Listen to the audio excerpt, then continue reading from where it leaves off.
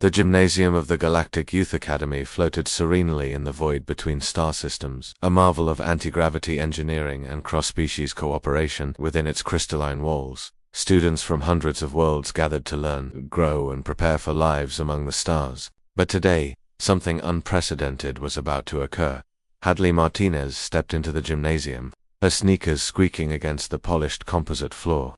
She was unremarkable by human standards: average height, athletic build, with her dark hair pulled back in a practical ponytail. But to the assembled alien students, she might as well have been a walking apocalypse. The Valkyrie student nearest to her, a floating jellyfish-like being named Kickstall, immediately retreated 3 meters, its bioluminescent bell pulsing amber in distress. The Thrin twins, insectoid creatures from a low-gravity moon, clicked their mandibles nervously and huddled together.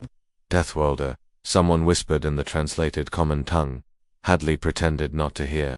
She'd been through orientation. She knew what they thought of her homeworld, a planet of extreme gravity, violent weather, abundant predators, and enough environmental hazards to make most species' survival manuals look like children's books. Earth, they called it. Death, World Class 12. The gymnasium instructor, a Centaurian named Professor Valethus, cleared his 4 throats. Students, please. We are here to learn physical coordination and species-appropriate exercise. Ms. Martinez has as much right to be here as anyone. Ashton. Chen, the only other human in the academy, jogged over with a grin that made several aliens flinch. Hadley, they put us in the same gym, period. This is going to be fun. Define fun, Hadley muttered, eyeing the obstacle course that had been set up. It looked like something designed for creatures who considered a strong breeze to be a natural disaster. Professor Valethus activated his holodisplay. Today's exercise is simple. Navigate the course. Climb the wall, cross the balance beam, traverse the rope swing, and ring the bell. This is not a competition. This is about understanding your physical capabilities in a controlled environment. A Pintheran student, something resembling a bipedal otter, raised a webbed hand. Professor, is it safe? With the Deathworlders present, Valethus' scales rippled in what might have been a sigh. Ms. Martinez and Mr. Chen have agreed to restrain themselves to 20% of their normal capacity. This will place them on approximately equal footing with the rest of you. Hadley caught Ashton's eye and saw her own frustration mirrored there, 20%. As if they were weapons that needed to be powered down rather than students who wanted to learn. The exercise began.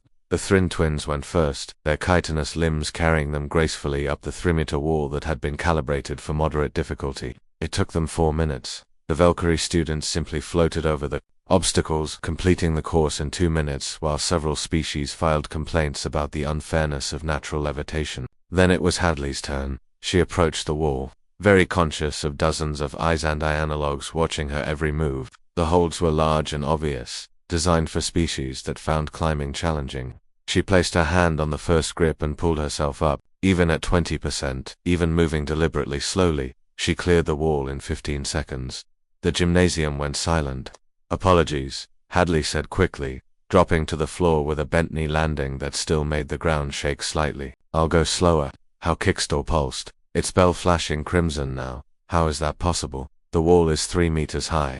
Ashton stepped up beside Hadley, his expression carefully neutral. On Earth, children climb trees taller than this for fun. Our gravity is 1.3 times standard. Our muscles are adapted for surviving a death world. Interrupted a Centaurian student named Cutlix. We've all read the briefings. Your planet has predators that could eat through starship hulls. Your weather patterns include rotating vortexes of destruction.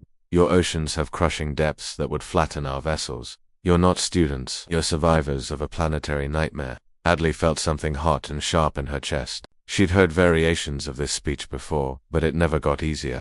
They saw her as a monster in waiting, a barely contained catastrophe. Yes, she said quietly, Earth is dangerous, but it's also beautiful. It made us strong, but it also made us adaptable. Creative. We learned to work together because we had to.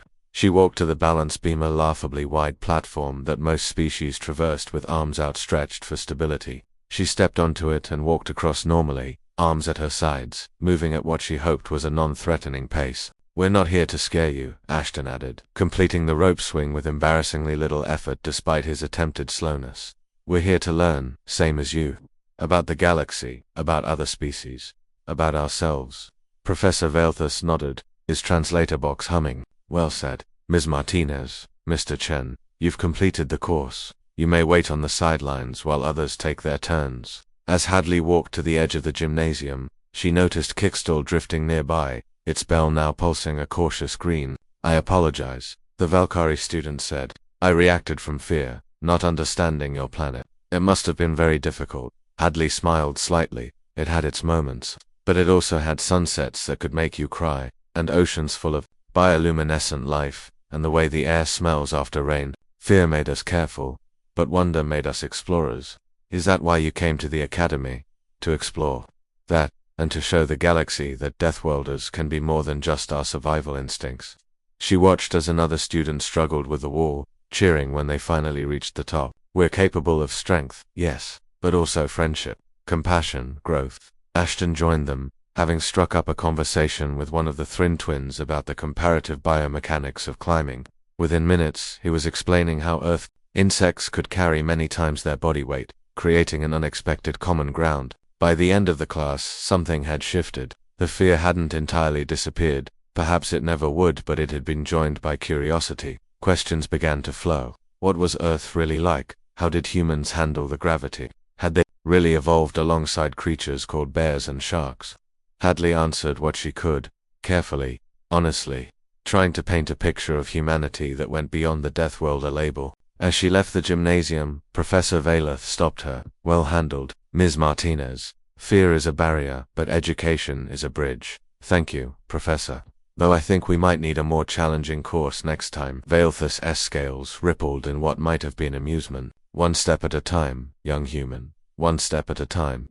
Walking through the corridors of the academy, Hadley felt the weight of eyes following her, but now, mixed with the wariness, she detected something new. Respect, perhaps, or at least, the beginning of understanding. She smiled to herself. The galaxy thought Deathworlders were terrifying. Maybe they were right. But they were also capable of patience, of restraint, of choosing gentleness over strength, and that, Hadley thought, was far more powerful than any survival adaptation evolution could provide.